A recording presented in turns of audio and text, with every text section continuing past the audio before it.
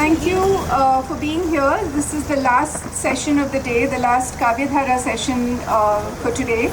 As has been happening over the past few years, HLF has been very pleased to partner with Srinivas Rayaprol Poetry Trust to hold the award ceremony here.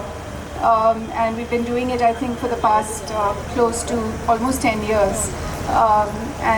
It's been one of the highlights of Kavyadhara to have this session, which almost always combines exciting new talent in the person of the prize winner with a senior poet who has been on the jury.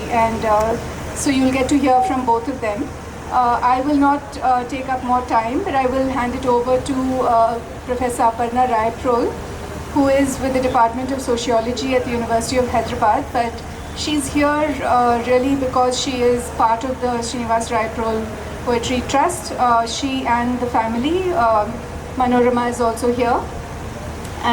So I'd like to invite Aparna to introduce the prize to you and to talk a little bit about the context of the prize, the memory of Srinivas Rayaprol, who it honors, and so on. So over to you, Aparna.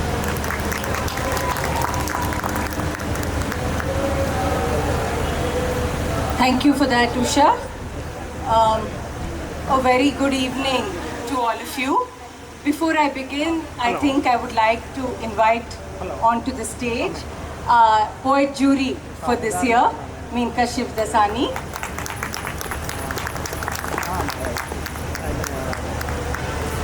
I'd also like to invite the winner for the year, Ajay Kumar.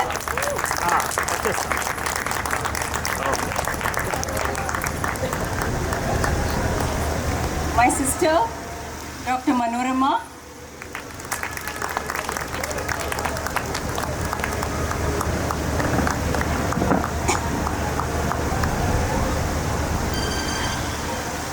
A warm welcome to the 16th Srinivas Rayaprol Poetry Prize at the Hyderabad Literary Festival. Thank you all for being here, and we are completely, emotional about this moment, not just because it's the 16th Srinivas Rayaprol Poet Prize, but we've entered the centenary year of my father. He was born on October 25th, 1925. So, hoping to have more events. Please, Manvi sahab, come in front. So, I think I would like to welcome all of you to this event, and I'd also like to say that we have been hosting this event from the Srinivas Rayaprol Literary Trust, which is a very small family trust, but also on behalf of the Department of English at the University of Hyderabad. I'm also standing in for them. They have collaborated with us on our long journey. But before we talk about the prize, I'm going to give the mic to my sister to talk to you about Srinivas Rayaprol. I know many of you have heard about Rayaprol, the poet, many times, and you will be patient with us. But there's always the young who are, suddenly discovering Srinivas Rayaprol, the poet. And for that, I request Manorama to do. Good evening, friends, family, and poetry lovers. May I take this opportunity to introduce my father to those who don't know him, and a recap for those who do know him. To mention here that Srinivas Rayaprol was born on October 25th, 1925, and here we are on January 25th, 2025, almost 100 years later, 9 months short of his birth centenary. So I would like to speak a little more than what we usually do and give you an insight into his personality, his private and poetic life. I think you all agree with me that some special people are born on this earth. I wouldn't like to be immodest. In all modesty, I would like to say that my father, Srinivas Rayaprol, was one of the special people born on this earth. What made him special, I'll just give you a few tidbits to understand what made him what he was. and what made a few select circle of people in the literary world admire him. So he was born to the grand old man of Telugu poetry, Sri Rayaprol Subbarao, and his genteel wife Varalakshmi. And as a young man growing up in Secunderabad, we could call him the lad of Secunderabad, roaming the streets, having the fun of his life with his friends. And his early foray into poetry was influenced by nostalgic memories in hangout joints like Plaza and Tivoli cinemas, which no longer exist, Monty's Bar, Parade Grounds, Maridpalli Cricket Club, among others. Then he had his schooling in Mehboob College, which was a high school actually, and his degree in mathematics from Nizam College. Later he joined the Banaras Hindu University for a degree in engineering. His poetic lineage and deep sensitive nature contributed to his further writings, sitting on the banks of the Ganges while studying engineering in BHU. Halfway through his engineering studies, he applied for a scholarship to go to America to study. In 1947, the prize was announced by the Indian government. He managed to get a seat in Stanford University and also University of Southern California, Los Angeles. In his own words, to quote him, and though he applied to many other universities, he said, "I had set my mind on going to California, which was the golden land par excellence. California meant Hollywood, and thanks to the movies and technicolor travelogues of James Fitzpatrick, I was transported into the magic world of blue skies and golden sands in my magic carpet of dreams." So he fulfilled his dreams of becoming an engineer, a structural engineer at Stanford. He says he chose Stanford over USC Los Angeles, even though it was closer to Hollywood. And he said the compensation was even Stanford was close enough, but there were other attractions there. And during this period, the America of the 1940s made a significant impact on his inherent poetic skills. Today, all this might sound very strange to the youngsters who just find it a hop, skip, and jump to go and get admitted to any university in the US. But my father was one among a handful of people you could count on your hand, with the 10 fingers of your hands, who studied in America in those days. And the Hollywood adventures, which started in Plaza and Tivoli, culminated on the banks of the Pacific Ocean, where his poetic dreams were fulfilled. Technical glitch, I just lost, yeah, fine.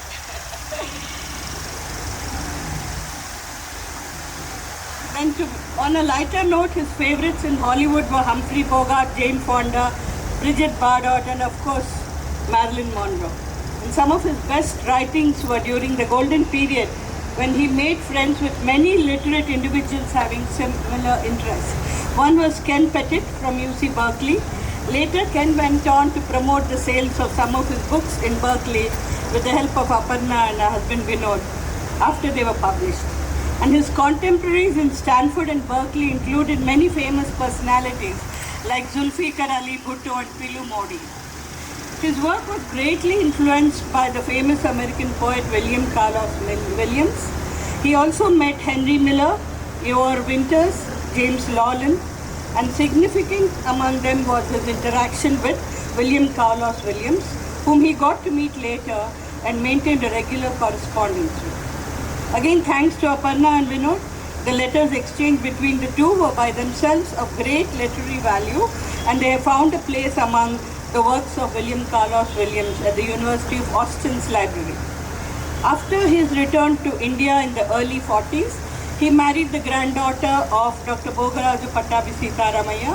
I think you all must have heard of him, the famous historian who wrote the history of the Indian National Congress, freedom fighter and founder of Andhra Bank.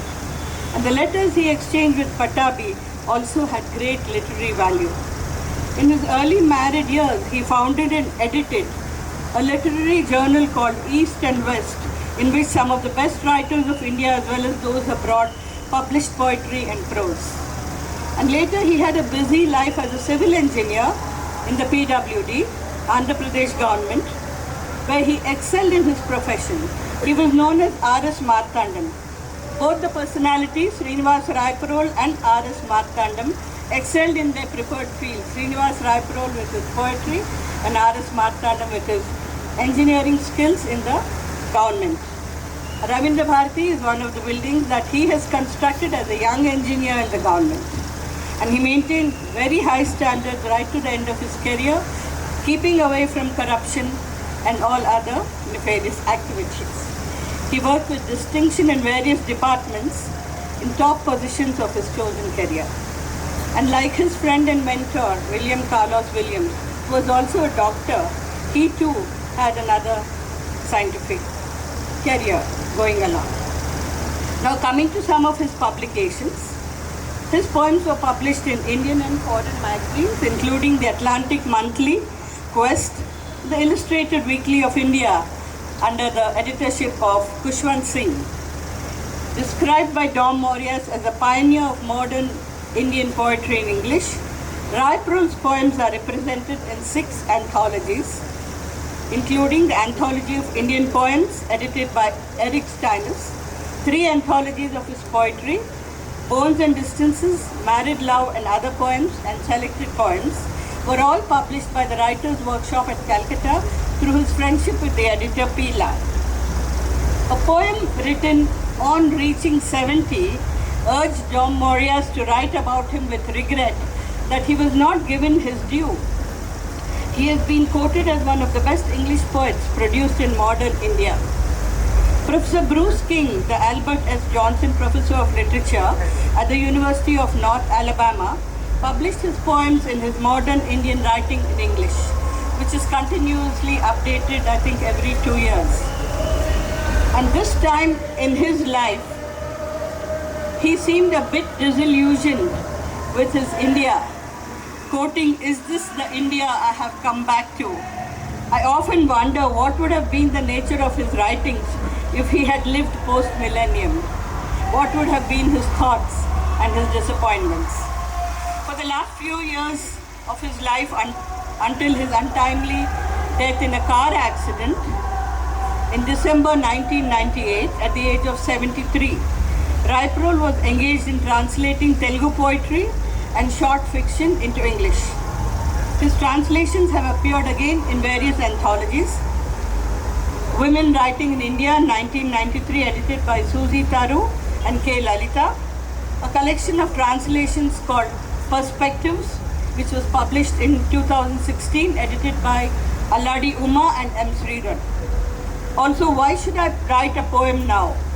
The letters of Srinivas Rayaprol and William Carlos Williams finally found themselves into a published book for the period 1949 to 1958.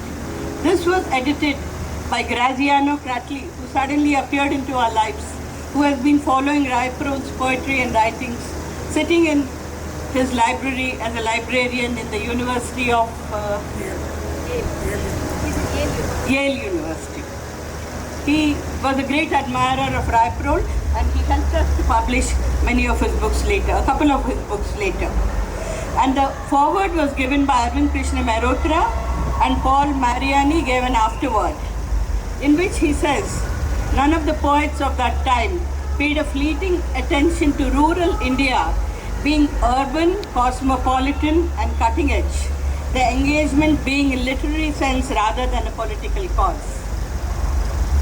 They were very, very urban and very, very cosmopolitan. I can say that looking at my father's example. I cannot attach anything rural to him, even though his father was from rural Andhra. Additionally, 2 collections of poetry and prose put together by Rayaprol himself in his last days, sitting cross-legged on his bed, typing on his old Remington typewriter, which was brought together by my sister and given to Graziano Cratli.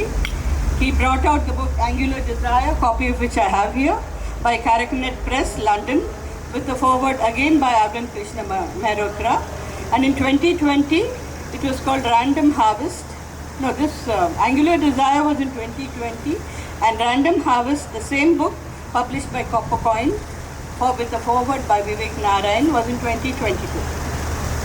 Then coming to the end of my talk, 2 years after his passing, in the presence of our late mother Srimati Rajeshwari and late elder sister Anuradha, who was also a poet and unpublished poet, they started the Srinivas Rayaprol Trust, formed on his birthday, October 25th, 2000. The untimely deaths of my mother and sister a few years later, which we had to cope with, caused a lull in the trust's activities, which were again initiated in 2008 in collaboration with the English Department of the Hyderabad Central University, which was then headed by Professor Sachidananda Mohanty, who gave us a lot of support, and blessed by Professor Ramanan. To end, I will quote Jeet Tile, who said, "Rayaprol is the master of the unsaid and the most enigmatic of all our poets."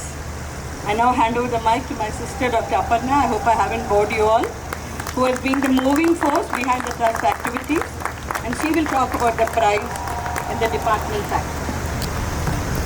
Thank you so much. Yeah, there are always people who don't know and the little details that come out every time. The Srinivas Rayaprol Poetry Prize is recognized as a significant award now for creative writing in India. The Srinivas Rayaprol Prize was instituted by the Hyderabad-based Srinivas Rayaprol Literary Trust, which was established in 2000, as you just heard, to recognize excellence in poetry written in English by poets in the age group of 20 to 40 years. We've had to hear a lot of criticism for that, but Rayaprol wrote his best poetry when he was in his 20s and 30s, and that's the only emotional reason, apart from the fact that we want to encourage very young poets for the prize. The prize is jointly administered by the Department of English, University of Hyderabad. The inaugural prize was awarded in 2009 to a very, very young poet at that time, and a very celebrated one today, Aditi Machado. And subsequently to Hemant Mahapatra, Aditi Rao, Tushar Jain, Mihir Vats, Ranjani Murali, Aishwarya Iyer, Gaurik Brahmachari, Debarshi Mitra, Purna Swami, Prashant Parvataneni, Satya Dash, Parvin Saket, Shyam Sudhakar, Nikita Deshpande, and now to Ajay Kumar.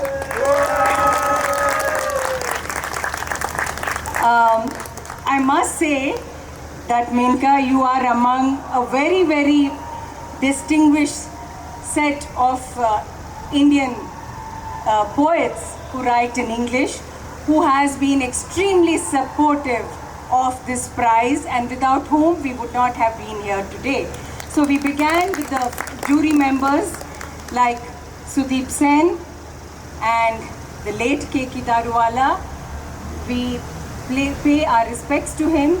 K.K. was gone in September, and Sridhala and others today paid a nice tribute to him. So we also lost Bruce King subsequently in December. Two people who really had high regard for Srinivas Rayaprol and did a lot for his name to come out over the last few years. Yeah, so after K.K., it was again, of course, Jeet Tile's name has already been mentioned, but he also served as a jury. Then we had Arundhati Subramaniam, who was here today and had to leave, but they've all been very supportive. Manohar Shetty, Arvind Krishna Mehrotra. Everyone comes to me and says, I read Arvind's essay in the caravan. Somebody like Akshay Mukul, the celebrated writer, just came and said, your father is easily the best poet from Hyderabad, if not India. So I was very moved. This happened last week. Ranjit Hoskote, E.V. Ramakrishnan, Geet Patel, Mamang Dai, Vivek Dharwadkar, Mani Rao, and Sridhala Swami, who's right here, have been previously associated with the prize. And this year, I'm very, very happy to say that it is Menka Shivdasani who is the person who has, been very kind to agree to be the poet. She's an award-winning poet, and over the last 2 days, I've seen her running from one session to the other with relentless energy, and thank you so much. We also realized that this is the year that HLF is showcasing Sindhi, and she is also of Sindhi origin. So she's an award-winning poet, editor and translator. She's the author of 5 poetry collections, most recently The 7 Queens, Sindhi folk tales retold in English verse, and a co-translator of Freedom and Fishers, an anthology of Sindhi poetry. She's an editor of Sparrow, an anthology of women writing, and editor of the Big Bridge book of contemporary Indian poetry, which recently came out in 2024. She's one of the co-founders of the famous poetry circle in Bombay in 1986. Dom Moraes had said Srinivas Rayaprol would have been much more famous if he lived in Bombay. So, and has recognized several poetry festivals and organized global movements, 100,000 Poets for Change since 2011. She's also the co-chair of Asia Pacific Writers and Translators. From the Srinivas Rayaprol Literary Trust, thank you, Menka, for being here. I am also very, very happy to introduce a young poet today, Ajay. Ajay Kumar is a student and a writer. He is co-author of the chapbook Balancing Acts 2023, and his poems have appeared in the Bombay Literary Magazine, Rattle, the Bombay Review, Usawa, and the Yearbook of Indian Poetry in English, among others. He has received the Srinivas Rayaprol Poetry Prize for 2024 and was longlisted for the Toto Fund's Arts Creative Writing Award in 2023. Many of the predecessing poets were also either winners or shortlist or longlist. So that's another thing. He is, to some extent, we'll claim him as a Hyderabadi because he has a master's from FLU, but he is from Chennai.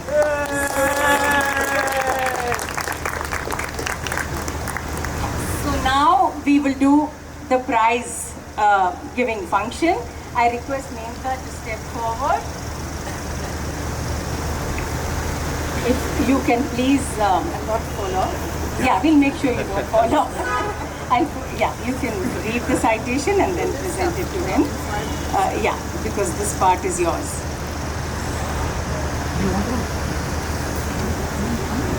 No, I just want it back. Come down maybe. You want us to come down? No, the photographer said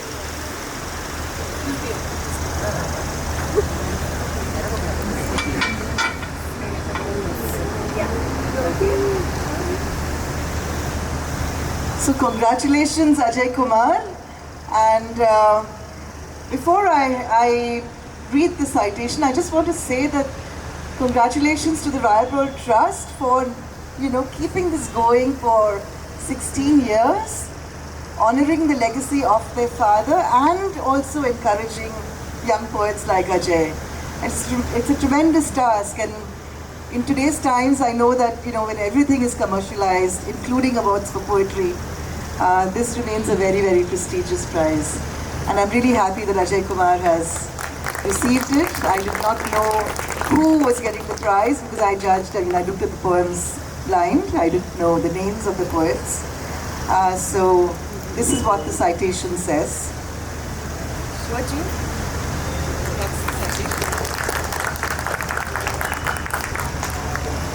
The Srinivas Rayaprol Literary Trust, in association with the Department of English, University of Hyderabad, is pleased to present the 16th Srinivas Rayaprol Poetry Prize to Ajay Kumar for his skillful poetry that is multi-layered with deep-seated emotions and powerful imagery. And that is something I had said in an email to Aparna, and I'm happy to see it here. Congratulations.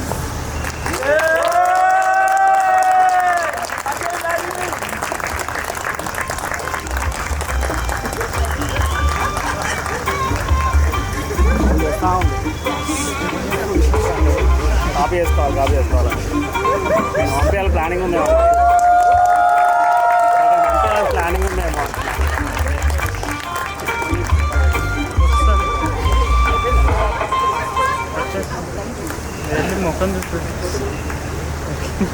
So I think give Ajay Kumar and the Rayaprol Trust a very big hand.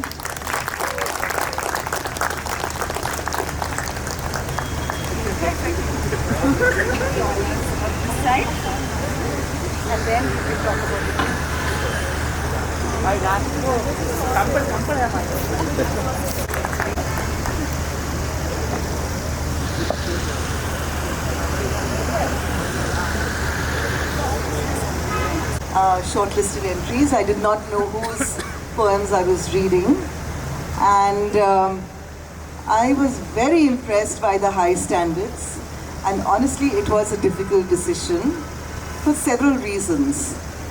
One is that the quality of the work was just simply so high that I had to read each one multiple times. And I was looking at various aspects of each poem, from the many layers that would come out of a single work, the depth of the motion, the honesty, the genuineness, the craft. And every poem had something or the other that I thought was, something that I should consider as a judge. I was also keenly aware that at the end of all those discussions about craft and creativity and theme and everything else that goes into writing a poem, there is definitely an element of subjectivity in what one brings to the poem as a reader. And I could not allow that to influence the decision in any way. And finally, after making, my lists of all the poems that I liked, and I could only decide on one winner, I realized I kept coming back to one set of poems where the image just kept coming back to me at completely random moments. I'd be thinking about something else, I'd be in the middle of cooking, and suddenly this image would come back to me of the grandmother with paddy fields in her mouth and roots on her back. And I thought that was just such a seamless image, so beautifully put. And I could see that grandmother, I could see her in my head. And the other poems in the set also were very, very deep and very well crafted. And eventually I wrote to Aparna and I said, this is a very difficult decision, but I think this is the set of poems I'm going to go with. And we were delighted to find that Ajay is just 23, which is fabulous. These are not poems of 23-year-olds writing. They are far more mature. And in fact, a couple of months after I looked at these poems and told Aparna what I thought, we should go with, I met the Canadian poet Christopher Levinson in Canada, in Vancouver. I was there just in December. And Dom Maurice had introduced him to me many years ago in Mumbai. And Christopher handed me an essay that he wrote. I just want to quote from that because it so resonated with the decision that I made on why I chose a particular poem. And he began his essay with these words: "What makes a poem great? Obviously, many things, but one major factor is memorability. Why else, without ever consciously having memorized them, can you hear me? Yeah. Why else, without ever consciously having memorized them, can I recall so many lines from Yeats, Hopkins, or Donne?" And I just thought that, okay, it's so true. And the other thing he says is, a good poem, I suggest, distinguishes itself from the merely average by virtue of the intensity of its organization, its density of sound, and its total control of cadence. Obviously, Christopher was not thinking about Ajay Kumar when he wrote this essay, but I just thought that, this so well summarized what I thought about his work and why I thought it deserved to be the winner this time. And I'd just like to say congratulations to you. And I'm sure you'll be writing much more and you'll be doing far greater work as you go on. Menka, may I request you to read a few of your poems now? We usually request the jury to do that. I know you've been reading a lot, but this may be a different audience.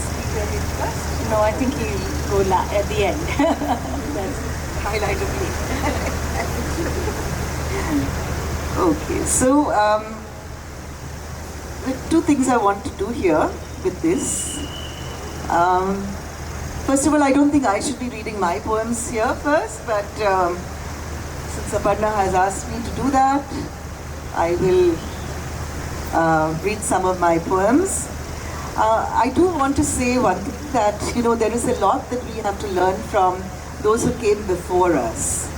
And I have been very privileged in that. I was at the right time, at the right place in the 1970s when the Indian English poets were writing a completely new kind of poetry. They were making the English language their own. And we had, of course, Nissim Ezekiel, who was a mentor of mine. We had Adil Jassawala, Geet Patel, Arun Krishna Mehrotra, Arun Kolhatkar. These are the poets that one learned so much from.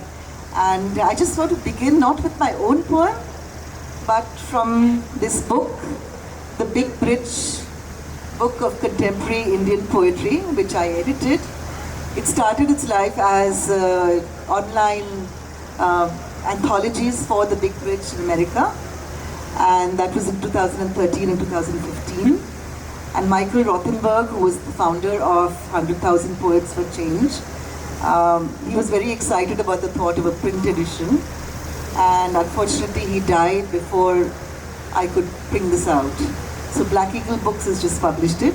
I just want to read a short poem by Eunice D'Souza because I want to convey how much one can say in just a few short, sharp lines. So, and Eunice was very good at that. Conversation piece.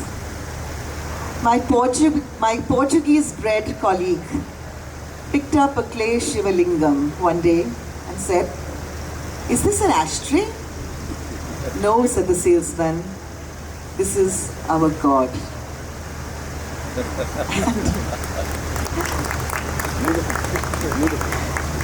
So, Eunice really, said it all in just a few lines, and that is something that I also learned very young when I was making that transition from juvenilia. I started writing verse at the age of 8, and I was making that transition at around the age of 16.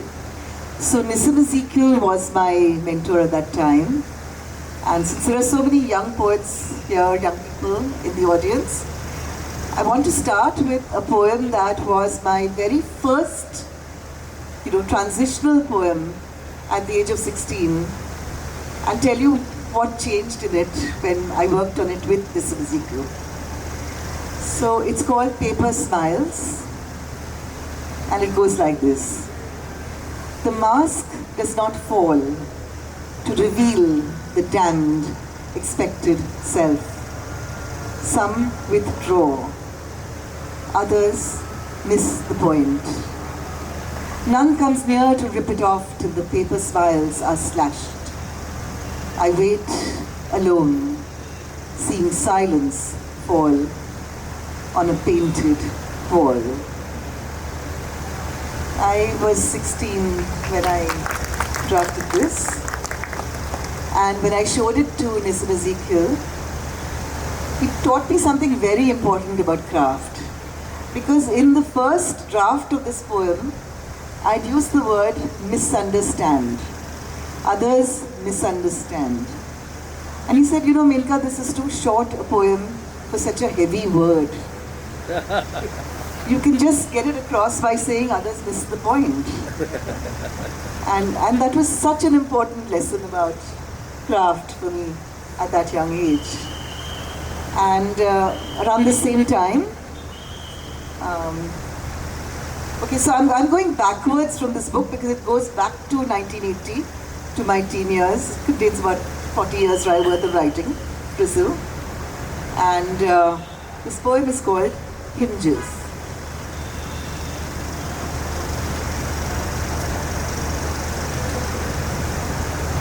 So again, I was about 16 when I wrote this, 16, 17. I was actually very ill those days. And I did overhear my father saying that I might never walk again. So of course I jumped out of bed and then I became unstoppable. But this poem was something I wrote at that time when I was a very young girl. And it goes like this. I found my body hinged like any other door. It could open and close with just a push. It had been pushed too often. One hinge was insecure, the other firm as iron. No tools seemed to work when I tried unhinging myself, and carpenters charged exorbitant rates. So I decided to leave it where it was. Now, I'm building another body for myself.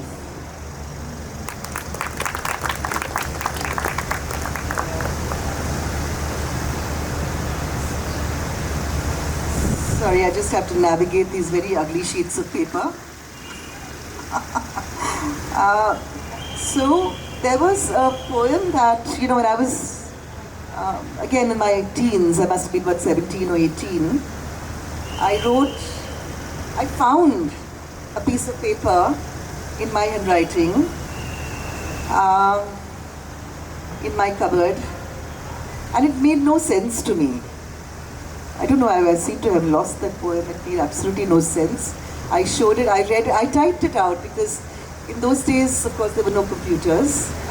So one of the first things Nisima told me was that you should type your poem so you get a sense of how the rhyme works and the rhythm works.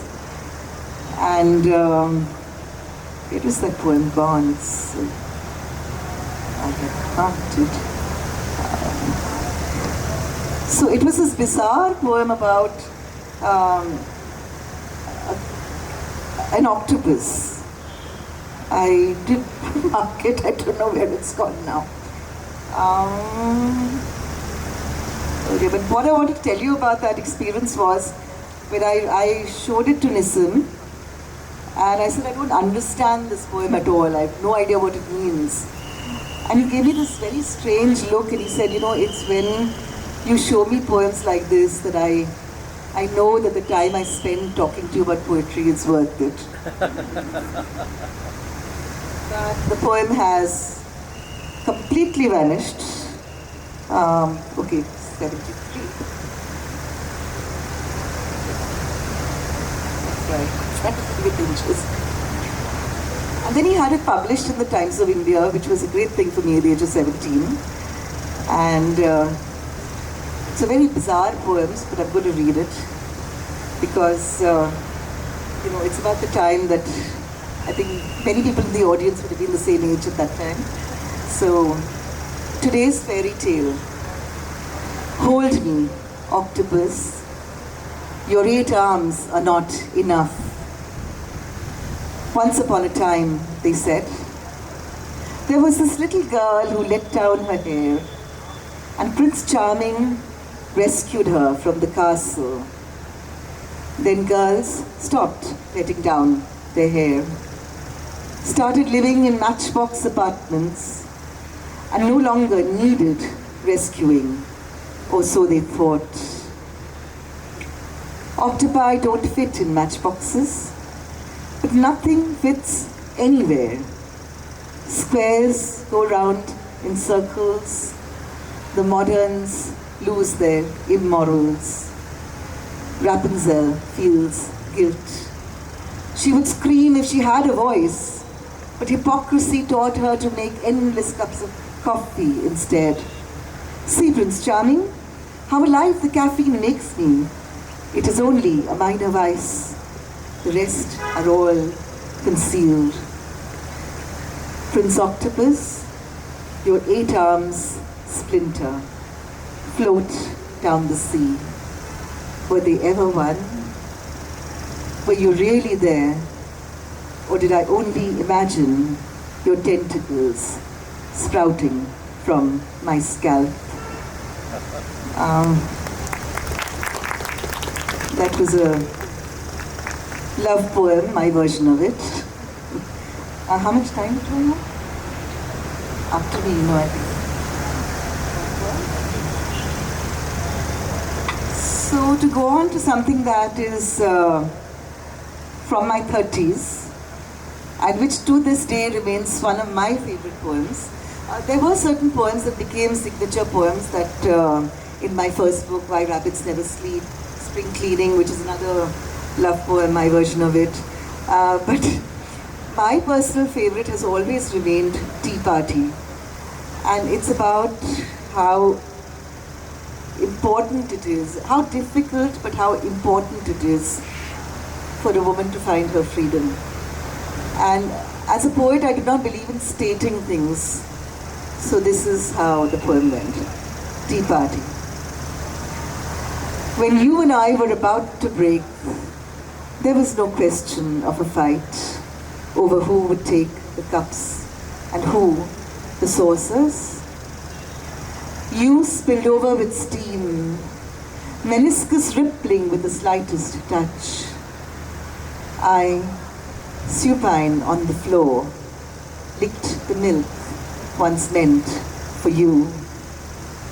Both of us were China at that point. One of us had been to China too, known the meaning of porcelain freedoms, sniffed red guards. One of us had known the sound of an alien tongue, harsh and guttural, as it came from smiling mouths. Our smiles were circular, yours and mine. Yours from the top of the tea and mine below. Two hearts joined together on separate rims. When we blew at each other, the crockery stayed firm.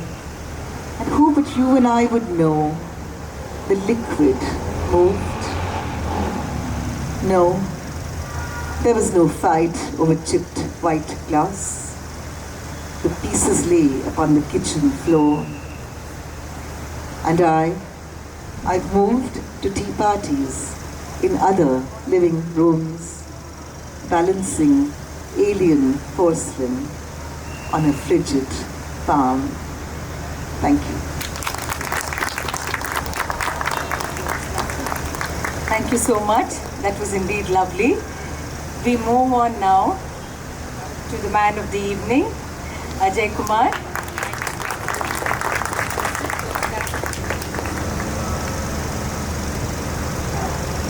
I hope everyone can hear me. No? Yeah, we can. Yeah, I like to take this moment first to thank everyone who was involved in this.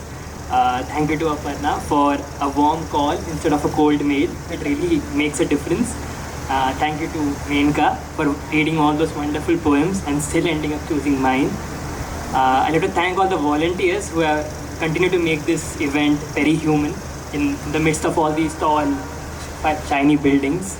And finally, I'd like to thank my friends, those who are here as well as those who are not here, because without them, these poems would not have been possible in more ways than one. So I'll try to read as much as I can according to the time. I'll start with the three poems which were the prize-winning poems. The first one is called Bodhidharma. For the people who don't know, according to legends, Bodhidharma was a Buddhist monk who had meditated for 9 years inside a cave, gazing at the same wall, saying nothing. In the 7th year, he actually fell asleep. So he was so angry because of that he cut off his own eyelids. And the legend says that out of his eyelids, the first tea leaves emerged. Of course, I did not reach Bodhidharma through Zen text. I reached it through Surya's A.I. Marivu film, which introduced me to Bodhidharma.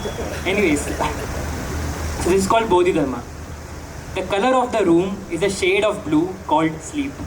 I'm waiting beside you like an over-soaked shirt losing color. The doctor's rounds linchpin the wheel I made long ago in a forgotten cave. I thought it would halo me, but its shadows on the chalk-white wall showed nothing but a swollen, unbearable head. I cling to the nurse's clipboard like a tick. Somebody sent a word out about the winged Venas hanging from my bronchioles, about them lisping into flight. You turn over, my turn. I cut off my eyelids and they drop like tea leaves in the boil, moving there like tectonic shadows on the milk-white wall. I'll shroud you in an eyelid, tie it up with an eyelash like a wish, and take you away from the guards of grief. You push me over, but I won't fall asleep. I still make tea the way you taught me, and it still tastes the way I want. The second poem is called Tempt. For some background information, my friends would already know, but this is a friend of mine, a loved one, who attempted to take her life. So these poems, even the first one and this poem and maybe some others I would read, were written in response to that, as a caretaker, as a friend, as well as a person who had similar thoughts and similar issues, and then somehow we have all gotten stronger together. So this is a short one called Tempt. That night we bookmarked the bed. We read each page in the light of the last one burning. I tried to read faster, you tried to make the fire last longer.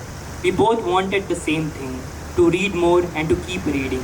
When we left, your veins and tube, my heart taxed in the weather of your mother, I folded the corner of the room so that when something clumsier than your hands, like an attempt, opens the door again, chances are it'll open on us. Now I'd like to read the third and the last poem of the prize-winning batch, and this is the one that Menka was mentioning about the grandmother. So this is about my grandmother, my father's mother, who was in a coma for almost 6-7 months before she passed away. But then it is basically about her. This is called Harvest. When my grandmother lost her teeth, she thought she could grow paddy in her mouth. She stole seedlings from the small field no longer hers. Half of it sold off by her schoolmaster father for benches and dowry, and the other half sold off by her rubber tapper husband for toddy and dowry. She drank pails upon pails of water from the well she wasn't supposed to draw from.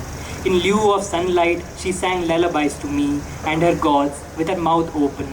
To make room for more rice, she weeded out birds. She plucked the crops with her own fingers, pretending to pick fish bones from her teeth because no one believed she'd lost them all. In silence, she gave birth to a slush of husk and bran and cradled it in the unflushable toilet. In the hospital, on the waterbed, she didn't tell anyone, not even me, that the sores on her back were the next batch of roots. Didn't sing to anyone, not even her gods, about the oxygen mask that didn't let her breathe in the last harvest of her mouth.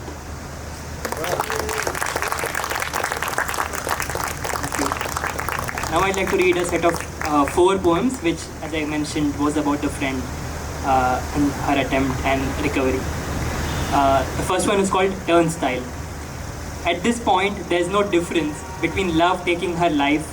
I think give also a warning for people who might be triggered by this. It has suggestions and mentions of suicide. So Turnstile. At this point, there's no difference between love taking her life and life taking my love. This point is the turnstile of failure. The only thing I could offer on the highway was speed. I was riding pillion with rumor and prediction. Even before I gagged at the sight, I was already the mouth organ of both the roadkill and the headlight. I can see now, clearly, the bloodstream of a beloved bird, the canopy of its nerves, and the pale compass of its adriftness. I see your body as a montage of tickets stapled together in the searing transit of resistance. You leak like a punctured bell, and I can't hold you up to light. I let you sieve through the torn lampshade of my arms like a neon spasm of desire. When you surface, for a moment, once the Ryle's tube has sucked out the pills, I promise myself to love you better. I've kept my word where I keep my keys, right by the door. Later, I learned that nasogastric suction is also called aspiration. Is this our share of the day's blackout? Did you also, like me, misread exit as exist when it lit up red over the ICU door?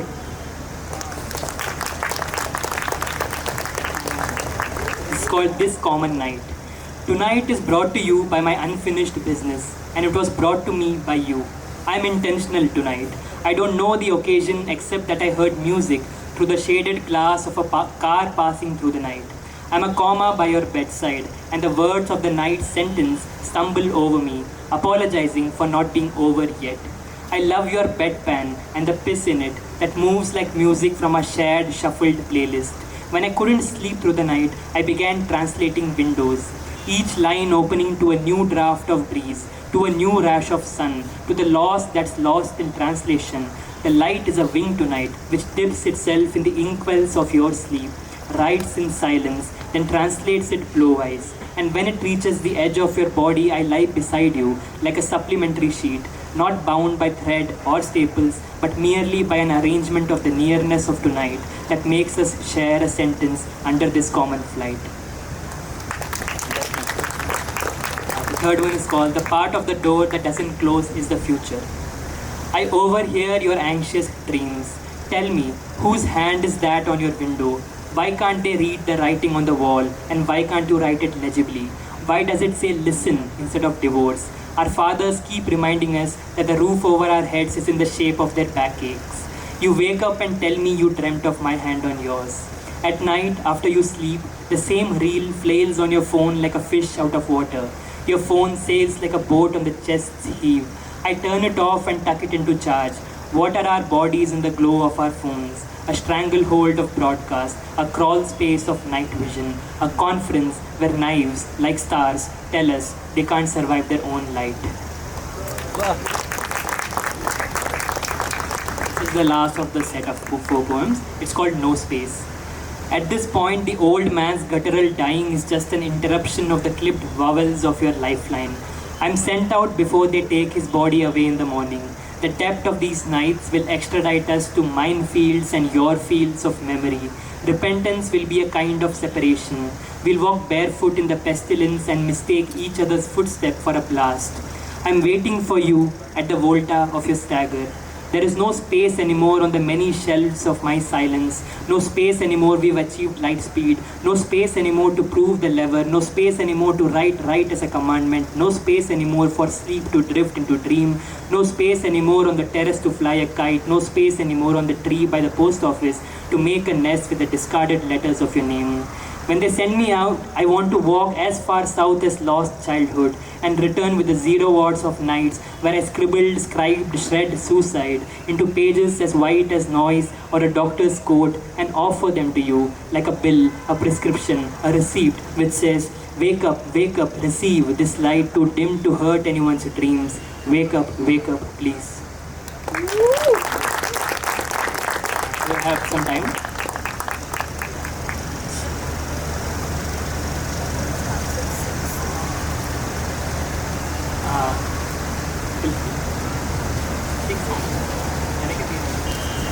So this is called Balancing Act. This was about my mother, her hospitalization. She used to have pseudo-seizures and many other illnesses. So she was admitted. This is one of my core memories. So this is called Balancing Act, and this is like a titular poem of the E-Chap book that I was mentioning. It's called Balancing Act. You are on your tiptoes to see your mother in the ICU ward, her face in a heart of glass, made blue with nebulized breath by confession of the hospital floor in your eyes that the only nest for a tired bird is air itself. Cleaner than your conscience that preferred her death over the fall again and the fits. A lone grain of dust coaxes from your eyes a confession of unasked water held back for some other occasion. When she sleeps, there is a nightmare sleeping there in a way you cannot even dream of. How an hourglass looks like a brittle polygon of infinity, and infinity appears to be a balancing act of 2 teardrops. When she returns and looks at you, a breathing tube for a nose ring, a hospital gown the color of faded grass that splits naked brown at the back, you knew you had to oar her drained boat of a smile to some shore where she won't lose herself to things you can't understand.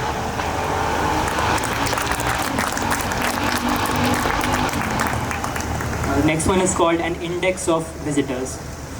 I've seen something like this somewhere all the time. White, black and red, the first colors. As we enter November, the weather turns December. As it was June, it was also May. Remember all the buildings blurring by to the next station. Remember the index of visitors, the middle finger, ring fingers, the singers whose songs were just extended foreplays. An old couple practice arranging furniture on the street, still looking for the house they were sent to. Sunglass seller on the newspaper road blanket looks polaroidal as we enter the New Year's kaleidoscopic weather stuck in the last decade. Swinging lighters caught, the ruddiness of the white of ice, tea-tap tray, gully rap to traffic beat hymns of highway protests, blushing heel in my soiled hands on my crossed legs, soiling them too. We came out and went back in through somewhere else, and being told about a way from the inside, we realized how everything's connected by a skeleton of ladders, like roads, like railway lines, computer chips, germs of the lips of cannon mouths. Still, I see something like this somewhere all the time, but every time is different, with new unstilled flames. The old couple pack up with all their wooden things in the back of a truck to the next station.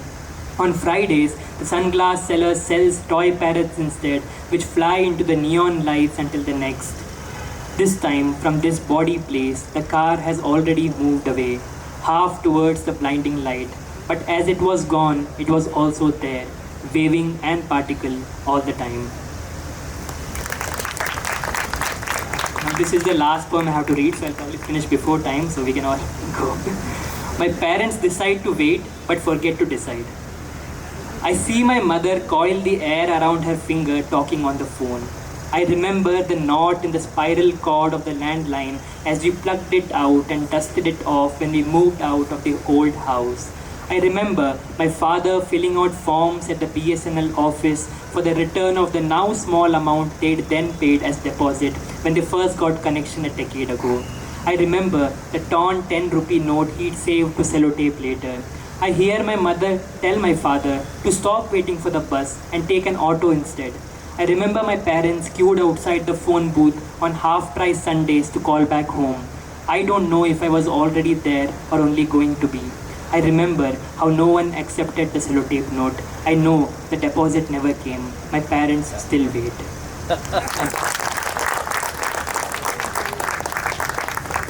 Thank you. That was wonderful. Thank you again. And I will say a very quick thanks because I know, we've gone beyond time, but thanks to Rajdeep Sardesai's flights, we got pushed to 5 o'clock and that made it convenient for us to take a little more liberty with time, Hyderabadi style. Thank you, Usha, for that. So, on behalf of the Srinivas Rayaprol Literary Trust, I would like to place my sincere thanks to our poet jury, Menka Shivdasani this year. Thank you very much. And our two members of the jury from the Department of English, University of Hyderabad, Yakaya, Katti Yakaya and Krishnaya. I also would like to thank the head Department of English, University of Hyderabad, Professor Murali Manohar, for helping us with this process year after year, and his predecessors, Professor Sachidananda Mahanti, and everyone else who was so supportive for the prize. Special thanks to the illustrious long list of previous jury and very well-known Indian English poets who I'm not going to name now. But I would like to say thanks. I think Sridhara just left. She's been with us right from the beginnings, especially being in Hyderabad. We've, burdened her quite a bit. In the beginning, she used to put all these announcements on her blog, so we didn't have a website. So thanks to her, we became a little better with some of these things. I'd also like to say thanks to a few people who help us every year. The Public Relations Officer, Ashish Jacob Thomas, Vasuki Bellavadi, who does the citation, Ganesh, who sorts the entries. It's a long process of 6 months. And from the HLF, I would really like to thank Usha Raman, who's now been handling the Kavyadhara for the last couple of years. And of course, our other good friends, Amita Desai, Vijay Kumar, and Kinnera Murthy. I thank all the friends and family and young people and, people who are lovers of poetry, who've come and those who come every year and make this a success. Thank you.